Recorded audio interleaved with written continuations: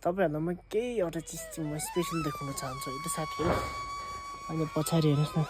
बिजोग बनायो मलाई खाना सब्जी मागेर जटको खाना अनि अब तपाईँलाई स्पेसल चिज देखाउँछु है त 1000 रुपियाँ दिएको अरे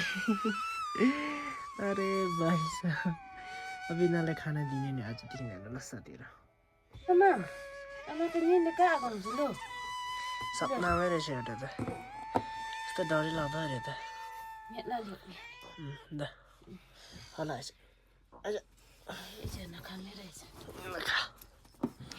नानीहरूसँग ओइ काको दिँदैछ लेख ल त साथी ए कहाँ गाडी माथि चढेर गयो त बन्दङ छेउमा मामाले यत्रो भइसक्यो साथीहरू हेर्नुहोस् त खाना खाएकै छ नि ल चलो खाना खानु सिबिदङ जो थाकना